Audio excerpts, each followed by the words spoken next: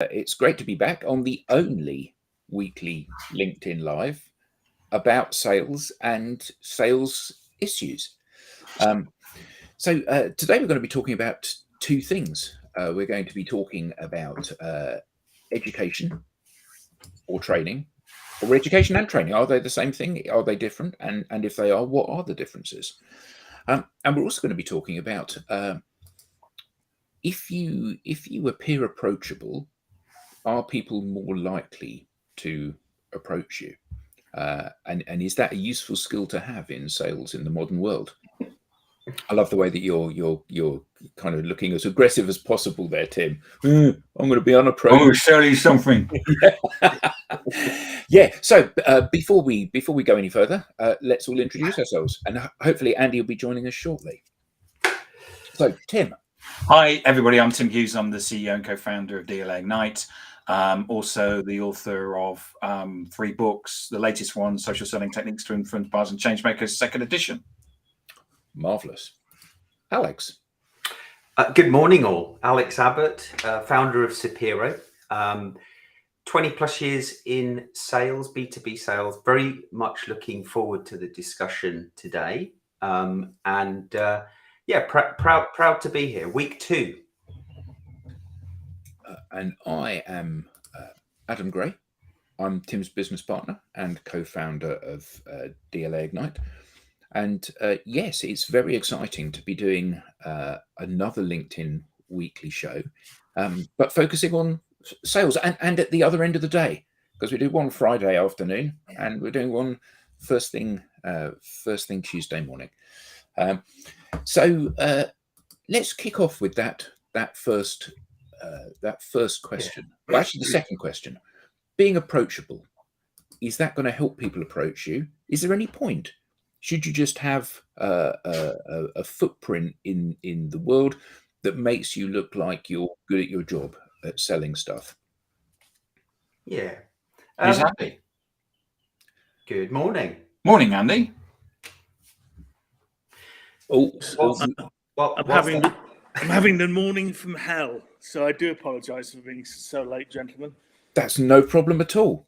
You just here. We've just done introductions, so you're just here in time to introduce yourself. Yeah, flustered guy called Andy who's found out his daughter's got a physics exam, took her to school because I thought she had my bank card, and she doesn't have my bank card. It's now lost somewhere in Highgate. So trying to figure out how to cancel card, keep daughter cool to do exam, lecturing at Cranfield, just off to Canada at 10 o'clock as soon as this course finished. So I set fire to my hair as well. Would that help? Well, I mean, at least you're taking it nice and easy. That's the important thing. You know, you don't want to be cramming too much in if you can help it. No, not at all. Not at all. Yeah. So we just posed one of the questions for today: being approachable. Does that mean more people are going to approach you? Alex, you were about to answer that, weren't you? Well, I don't know if I was going to answer it with a well thought through answer, but certainly when I think about the laws of attraction and how that can help salespeople, I feel like, just looking smart is no longer enough in sales. We really have to make an effort to look like an expert and earn that trusted advisor status. And, in a world where, we're all working more remotely, and perhaps not in front of our customers as much as we'd like to. How else do we do that but on social media? Tim, thoughts? I like Jackie's comment about good to see some smiley, approachable faces. Yeah. Yes. Morning, Jackie. A very good point. Yeah, I think that there's a contract we have as salespeople to prospects that they expect us to do certain things, which is they expect us. Sorry, Andy, about this. Turn up on time. When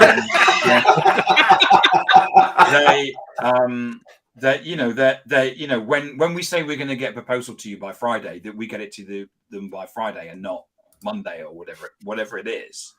And I think those things, in a way, those things are actually a given. But I think it's an interesting question because I think we quite often miss out on the fact that we tend to still, well, a lot of sales and marketing leaders still seem to think it's like 1980 and we can still sort of like mess about and do whatever we want and nobody will know.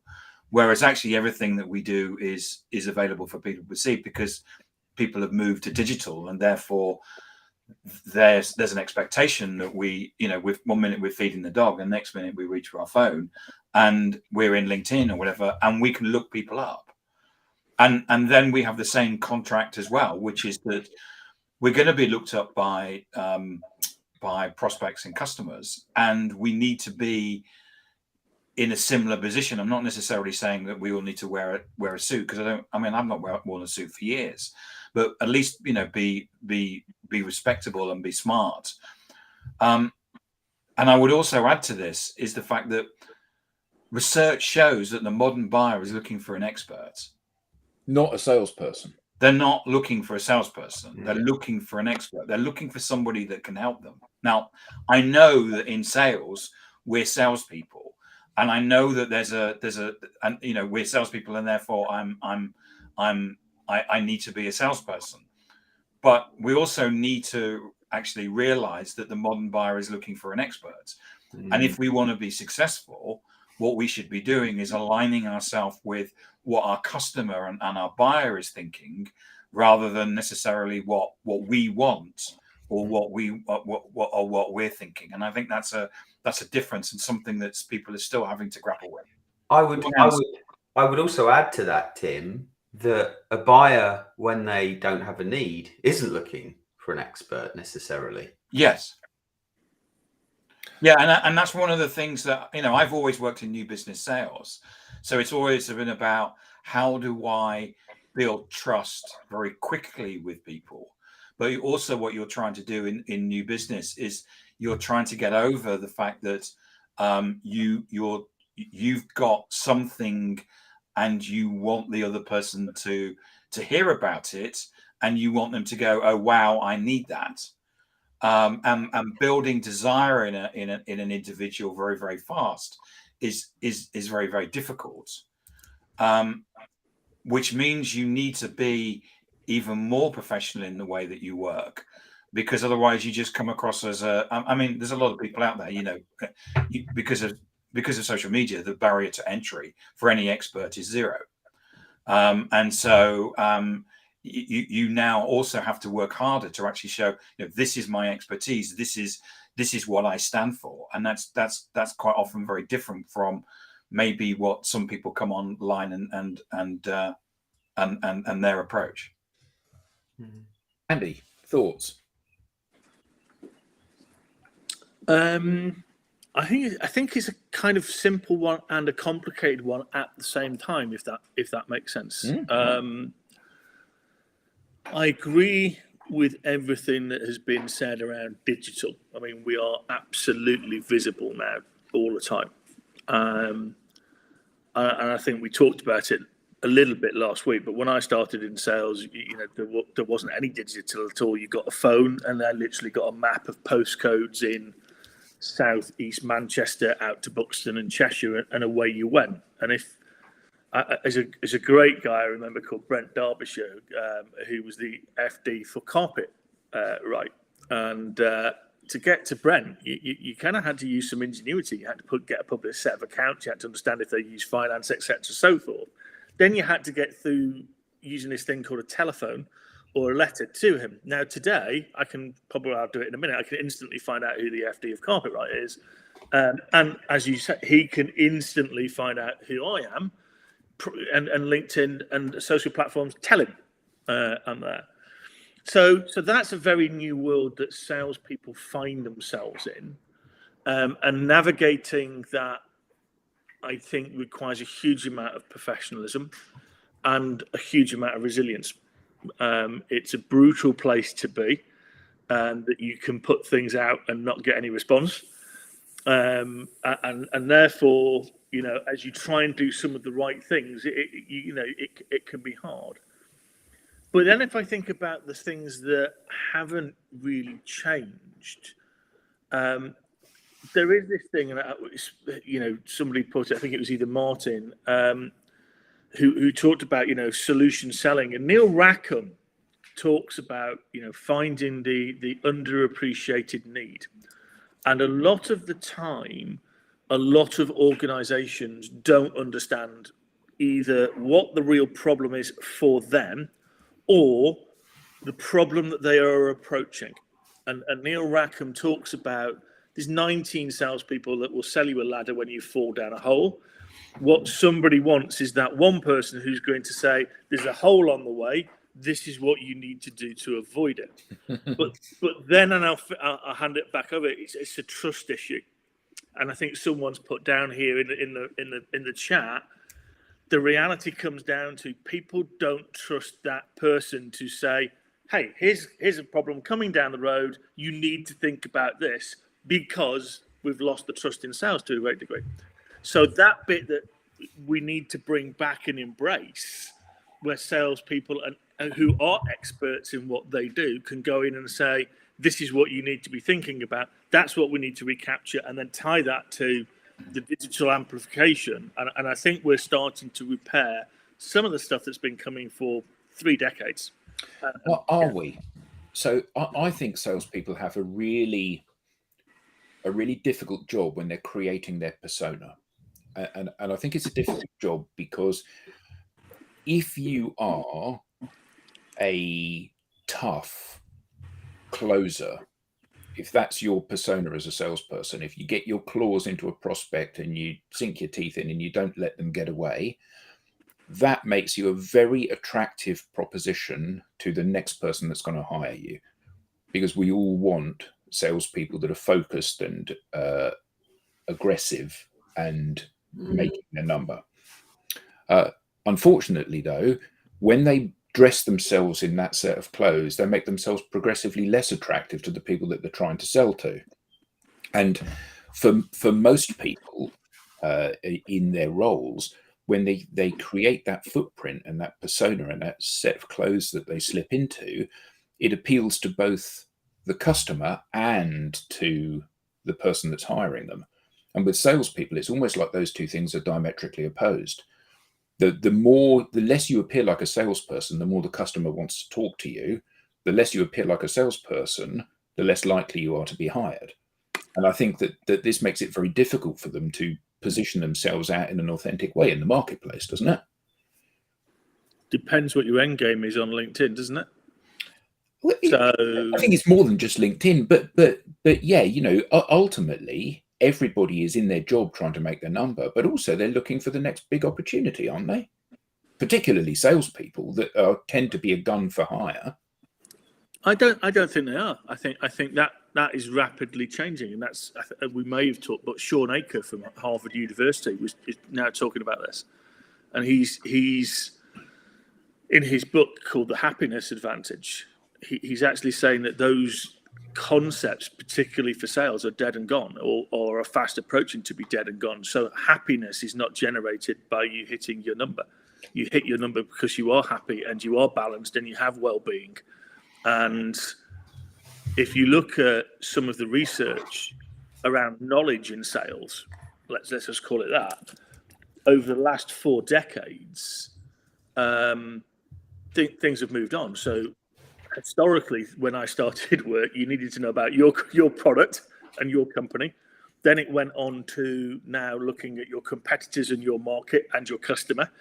And as we came into this century, actually what we're saying is, to be more performant, there is other things that you need. And there are things like, I'll give you an example, quiet ego, empathy, even things like religious orientation. All of those things actually make the difference. So I think the humanity is now coming out in the sales world, that the smart person is coming to say, as a leader, I need to bring out the actual authenticity of the individual, and people will connect to them. And that is changing rapidly, and explains a lot, Adam, to a point as to why so many people are leaving sales and so few people actually want to go into it right now. And what was the figure that you gave last week, wasn't it, that there were 700,000 700,000. unfilled sales roles? Yeah, in the US, and it's about 91,000. It fluctuates in the UK between about 95 and 102,000. And it's fascinating. So obviously took my daughter to school today, trying to retrieve my bank card, and she said, "Oh, where are you going today?" I said, "Oh, I'm off to Canada. I'm off to Toronto." And she said, "Oh, why are you going there?" And I said, "Oh, I'm going to the Global Sales Science Institute, or top academics from sales around the world. We're going to pitch up. We're going to talk about papers. We're going to talk about some real things like AI and sales, etc." And she turned around and she just went, "Sounds boring." And I was like, "Oh, okay." And she just turned around and she said, "Because that's why I want to go into the medical profession." And I went, "Brilliant." I said, "But you do realise that is the profession that looks at lots of studying, lots of papers, and all that stuff." And she said, "Yeah." She said, "It's not really the papers and academic bit I don't think is great." She said, "It's the sales bit." And I just turned to her and just went, "Yeah, but that's part of the problem, is that everybody calls sales something else." So I said, if you look at global trade is sales. That's exactly what it is. Import, export is selling to someone else or buying from somebody else. I said, we all talk about GDP. GDP is derived from sales. That's what it is. If you think about the lifeblood of revenue, it's sales. And she just went, "Oh, yeah." And then that's back to that authenticity, Adam, and trust, isn't it? We don't trust to call things sales, so we call it something else. And yet it's the absolute grassroots of everything. If we don't have GDP, we don't have revenue, we don't have an economy. And yet young people go, that's dirty. A dagger straight to the heart of your own daughter. Yeah. That was the second dagger. When the second dagger was when actually Andrew told me she'd lost my bank card. So that was a double whammy this morning before I. Yeah, no, I think that's absolutely right, and I think it's interesting because I think at many levels we know this, salespeople know this, but rarely did we see it actually inform their behaviour. Well, you've got this, one of the problems I see, so Adam, you spoke about kind of, a salesperson kind of making sure they look like a salesperson when they're going for a job, but when they're looking to speak to a potential buyer, not looking like a salesperson. Sorry, Andy? He's talking to the person behind him. Yeah. Sorry, guys, carry on. So, we as salespeople, when we're looking for that job, we want to be the best salesperson or portray ourselves as the best salesperson possible.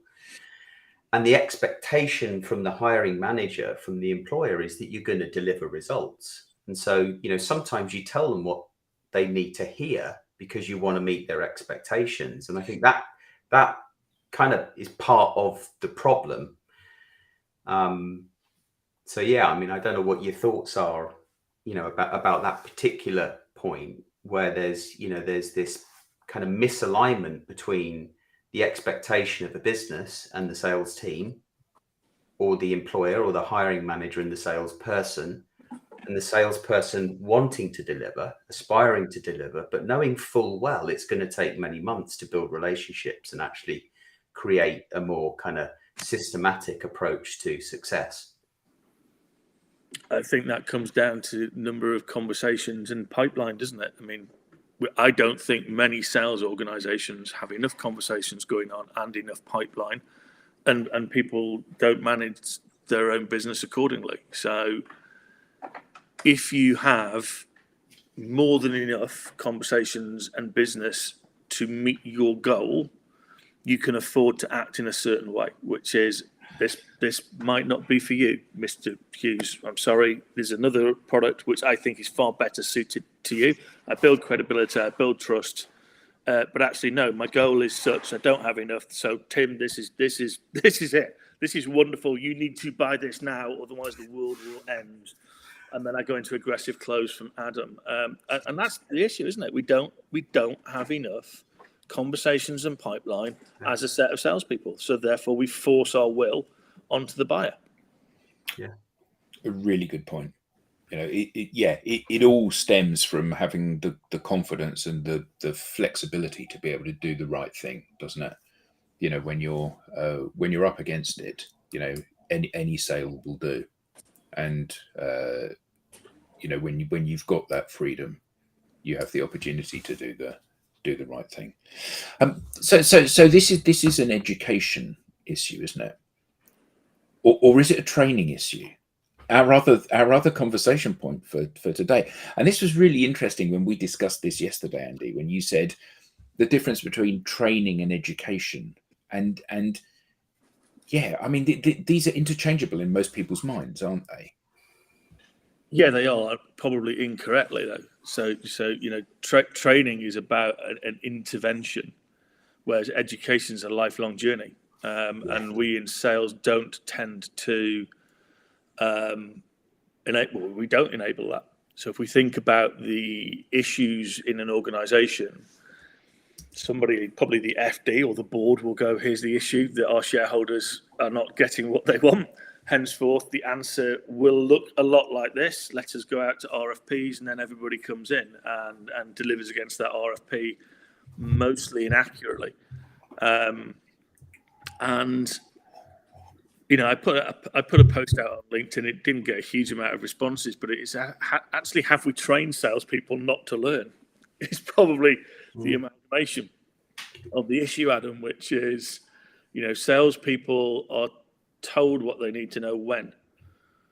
It doesn't happen in any other profession. It's called lifelong learning and continuous professional development, and that's an educational process based on trust, based on adult learning theory, and based on the cognitive journey of how people learn in different stages of their life. So and somebody's put it in here, which is great, which is, it's about enabling. So Ty Ricks is put in, it's about enabling people to be successful against their goals. And I've got to say, I really hate the word enable, because it's been robbed. It's completely been hijacked. So enablement is not a really slick software tool that allows you to understand what emails that you need to write at what time on a Thursday, then follow up the following Monday. And by the way, CRM is not an enabler. I mean, we all lived when we had a Caddyshack on our desk and a phone. Technology is fine, but that's not an enabler. An enabler is what's in here and what's in here, and how you develop that person for their entire life. And I shudder when I hear the words training and enablement, and I'll shut up, because I'll be at it for weeks. No, I think that's a really good rant to start on, because Tim and I and Alex all worked at the same big company, and what I saw there, because I wasn't actually in a purely sales role, and what I saw there was simultaneously the very best and the very worst of enabling people to sell things. And like all large organizations, very revenue driven and accuracy of forecast driven, and hiring, or the capability to hire the very best people, some of whom are on this call, but also for some reason catering to the lowest common denominator. So I'm not going to take a skilled salesperson and enable them to be their best selves to go out and engage customers and help customers. I'll engage the very best salespeople, and then I'll give them a pre-packaged slide deck, and you have to phone this many people, have this many meetings, have this much stuff in pipeline every single week, week after week after week. And that's one of the cornerstones of you being in the sales team, which just makes no sense at all, really, does it? It was Steve Jobs, I think, that said, we don't hire the best people and tell them what to do. We hire the best people so they can tell us what to do. And that's the point. If you're going to pay somebody a big salary, it's because they have something to offer. And the very least you should do is listen to what they have to say, rather than say, I'm going to hire the very best and then imprint my view of the world on them. I think I agree with you, Andy, that I think the word enablement has been robbed. Because generally what enablement means is I'm going to teach you how to use the CRM so you can be an efficient person to update it. And the other thing is the Silicon Valley myth that ultimately you have to understand and know about the product, because most Silicon Valley companies are product centric. Rather than being market centric, which is understanding what the customer wants, which is the difference. What you're going to need to do is we need to train you in the product, because if you go out and have enough conversations and you tell enough, it's a bit like, where someone says, do you want to buy a watch? If you say, do you want to buy a watch to a number of people, you'll sell one. And if you knock on a number of doors, you'll sell some brushes. And that's the problem with the product centric enablement. To offer and share some, I now know it's called grey research, because Andy said it was grey research. So I used to look after a sales team of 66. Of those, seven of them always did 200%.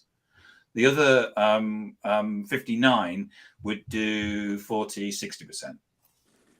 So I did some grey research to find out what was it that the 7 people were doing that the other 59 people weren't doing.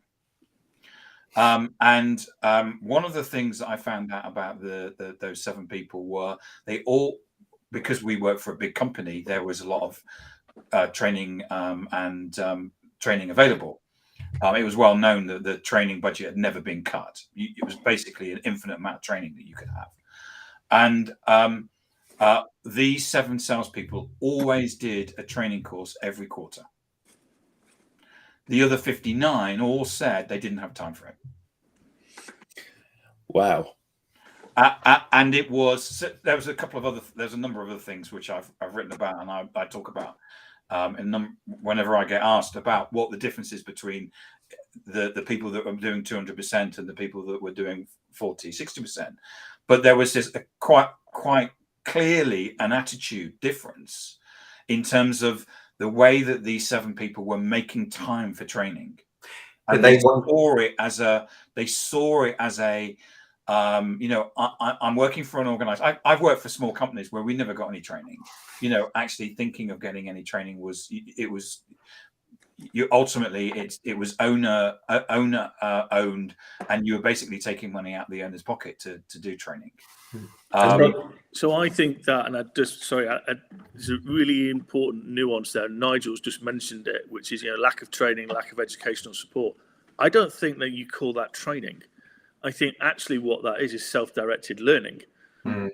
And that's a really important piece. 2 gentlemen called Artis and Harris looked at this in 2007 and actually found out that salespeople, in theory, are the best learners, because they're goal-orientated, they're very highly motivated, they're task-driven.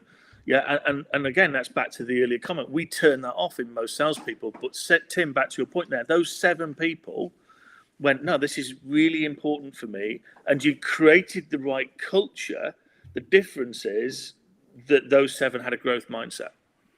Yeah, I would say that there was you could say that the 7 had a growth and the mindset, and the other 59%, so 59 people basically had a fixed mindset. Generally, that's what you were looking at. Yeah, and that's the challenge. Alex, you go on.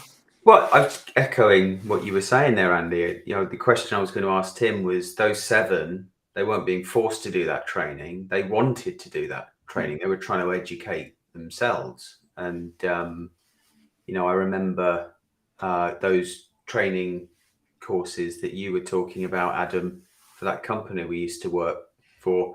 Every year we had to do the same program and check the box. Sales enablement, equipping the sales team was different each year, but you had to do it.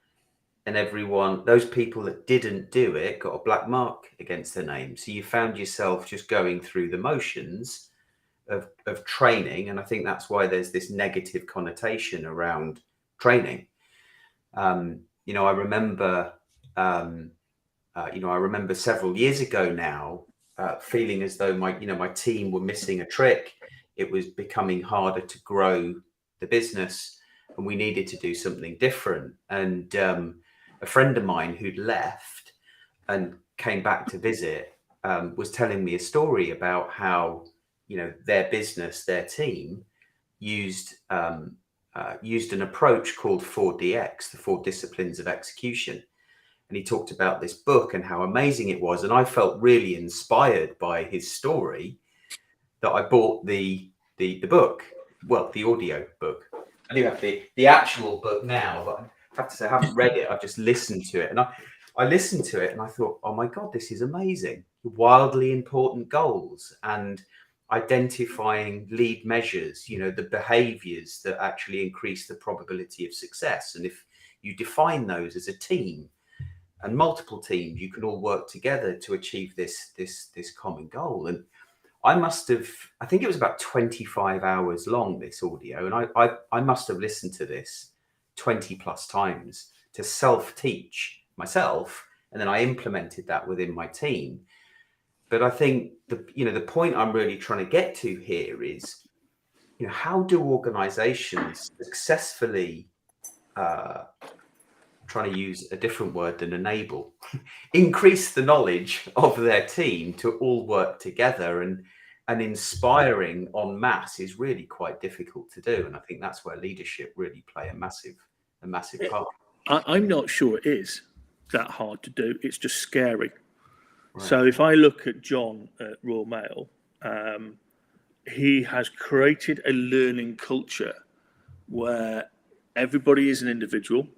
Everybody can assess where they are, do a self-assessment, and go on their own learning journey. And the managers are pivotal in being able to develop that culture. And we've tracked that in the last year, they did something like 6,500 learning hours across 350 people. And he's got a repetitive culture going that effectively has driven, and the data goes back in and says, yes, there's disparities, Alex, between which sales managers have the right culture, because you can pull it apart. The leader can set the culture. The sales manager might go, yeah, don't worry about that. And there are languages that actually should not be used by managers because that tears away the importance. But what really interesting is you can do that. And there's actually an example that the Institute's going to bring out in a team of 12, because one of the real challenges is how do you help smaller teams, to your point about SMEs, Tim, get that learning for 240 or 250 odd pounds per person. Is it's a drop in the ocean. And what this manager's done is he's gone across his 12 people. I know which ones have done 50 hours worth of self-learning, and I've seen their performance change. And the 2 that didn't bother, they're no surprise, they're down in the area where they're probably never going to change. Okay, so here's a question. So Tim did his Gray research, got 66 salespeople in the team, 7 of them outperform, and the 7 outperformers, there's one distinct difference between them and everybody else, which is that those people take as much training as they could and everyone else were too busy to take training. So did they outperform because of the attitudinal difference, because they wanted the training and therefore they had an open mindset? Or did they outperform because they'd done the training and they had more tools in the kit box to be able to deliver? And it's really interesting that Ty said this.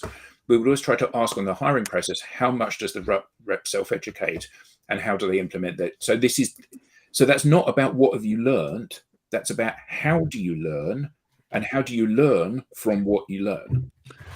So, and Tim's going to poke fun at me at this one because it's back to my personal journey. So that would be the argument in literature that you can defend correlation, but you can't necessarily defend or point to causation. And that's an interesting next step for the university and the institute to look at what is that causation. And there's a lovely lady called Lillian who looks at mental health in salespeople, and I was on a conference with her, and she introduced a really interesting curveball, which is the motivation fear? Because in that instance, Tim, those 7 people were the top.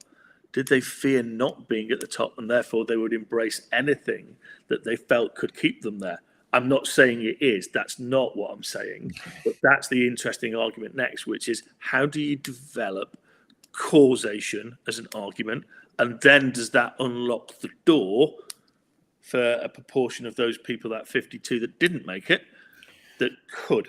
But it's correlation right now. Causation's an argument. But to your point, Adam, there's a lot of correlation across a lot of organizations that we've looked at where that is a absolute. The high performers have a desire to absorb knowledge. Yeah, and I think that this whole kind of, we said about lifelong learning and stuff, if you're going through the process and you see the learning as a discrete module in a destination in its own right, when I've done this training, I will be better because I'll have done the training, rather than this is fascinating and everything that I learn during the training informs how I behave. You can see that imprinting very nicely when they go for a meeting with a prospect and they're having a conversation with the prospect, and the prospect says, well, our unique challenge is this. And they go, that's really interesting. And then they're able to feed in all of the other things that they've learned and the observations that they've made, and genuinely be learning from what the customer is saying, rather than just waiting for an opportunity to position the product in front of them. Yeah. Yeah, Nigel's point's very good about, often we're focused too much on the top performers. It's always a battle in leadership. We would pretty much make the number based on the performance of those 7 people. So clearly, you focus on those 7. Whereas also what we wanted to do is, what can we do to take from those 7 people to replicate through those other 59? Yeah. Awesome.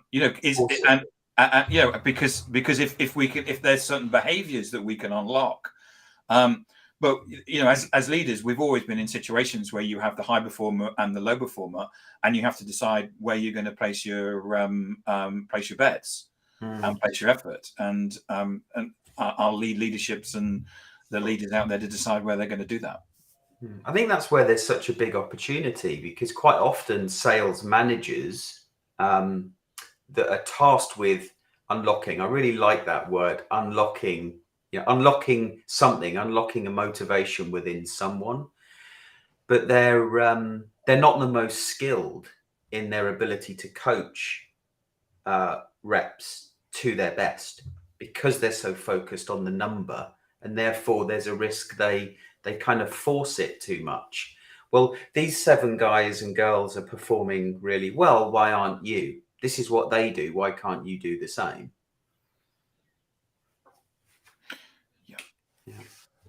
Yeah, I think there's some great comments here, and I think we need acknowledge people. Somebody's put here, brilliant, Nigel. Too many times sales managers spend their time on the top performers. Now that's a tricky one, because if you can get a movement in your top performers, the percentile of that improvement is quite significant. However, I believe that there is the bell curve, and actually there's a bunch of people who really want to do a really good job and learn and develop. They just don't know how. Back to the earlier comment of, we educate them in not learning. So I think to Nigel's point there, it's about those managers going, how can I help you? How can I find that time? You know what? Don't worry about that. Go and spend half an hour looking at this or this. And I think that's a really important point that Nigel's done. It is actually about the first line sales managers creating that next level of environment for people to develop and learn. Richard Brooks is down put here as well, which is great. It's the culture of the organization. Organizational learning culture is a massive influence. And then you stray into psychological safety, don't you? Which is Amy C. Edmondson's The Fearless Organization, another Harvard professor who looks at, if you don't create an environment where people can just at the very rudimentary basics say, I don't know, you're going to suffer. Yeah, and I think in many cases, salespeople or employees across the board, if you admit that you don't know, then actually, you're going to get fired. But also there's the thing about training, isn't there? I've worked in a lot of companies where training, no matter how focused and designed to help you deliver on what you're actually there to do, training was seen as an interruption. Oh, so you've got a day off, you're going off site to do some training. Oh, you're going on the training holiday, are you 2 days away or whatever? And actually, it's that attitude is phenomenally damaging, particularly to young people, because it's seen as you're not able to leave the work environment and the work pressures and decompress and get yourself into a learning space. It's almost as if, well, I'm going to be on my phone or I'm going to be on my laptop whilst you're teaching me. So you don't focus 100% on it. And even if you're not on your phone and laptop, you still got your mindset about these things that I have to do when I get back to work. So I'm going to be off for 3 days at some training. So then the day I get back, I've got 4 days worth of work to do.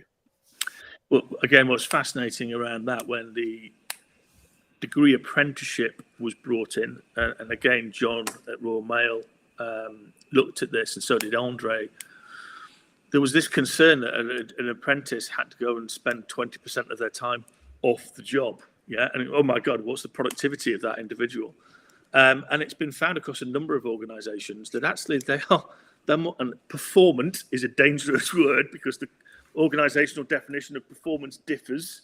But actually, you find that those people spending time thinking and then reflecting, implementing, re-reflecting and being coached are going to change behaviours, and they're going to change the way that they perform. And I think it's just a viewpoint that it comes back right the way to what Tim said, which is he created a culture. He allowed people to embrace that and go away and do it. And that isn't a hard thing to do. We've just got to say as a set of individuals, okay, I'm open to change. I'm open to learn. I'm not the finished article. And that's a hard thing for an individual to do. Really hard, particularly if you are supposedly great. I've been selling for 5 years, or I've been selling for 10 years. Well, yeah, but you've probably been doing the same job 5 times. So you actually haven't advanced your knowledge on at all. And you actually haven't learned anything new. So 10 years ago, great, you could do some of the traditionals. You didn't have to worry about social media. Certainly didn't have to worry about digital disruption through COVID. You now didn't have to worry about price increases through hyperinflation and, the biggest land war in Europe in decades. And now we're looking at AI. Now that's in 5 years, in 10 years.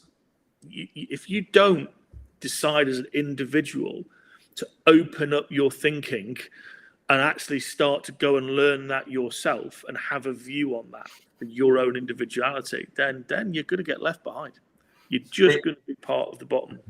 It feels like we're kind of, I know we're approaching the end. It feels like we're going to end on a bit of a conundrum, right? Which is, all of this, as what you're describing, Andy, what we're talking about requires giving salespeople more time to do their job, yet businesses don't have time. And they want more conversations, they want more pipeline, they want more revenue today.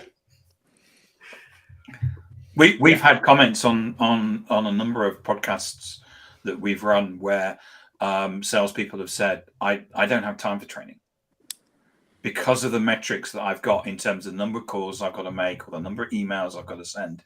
And they've actually said, I actually don't really have time to come on here. I'm kind of doing something else. And it's amazing how those comments and how organizations aren't allowing their people to grow. I can, we've all got to make the number, but that's a really good point. They don't decide to make the time. Yes, because actually you can carve out the time if it matters enough, can't you? Yes. And the great example for salespeople is there's always time to take a client out to lunch. Don't get me wrong. I'm not saying that isn't a crucial thing to do, because it is. But you can if a client shows up, you can always find time to engage with the client. And actually, this needs to take equal importance. Well, we are at the end of the session, so thank you everybody that left comments. So Jackie, Mark, Martin, Andrew, Barnaba, Ty, Nigel, Richard, and Richard. Thank you all for your fantastic comments. Thank you all for watching the show. Please do look us up and join our SalesTV group on LinkedIn that we've just started, because it'd be lovely to keep the conversation going. And hopefully we'll see you all next week. So until then, have a great week, everybody. And it's goodbye from Tim, Alex, Andy, and myself.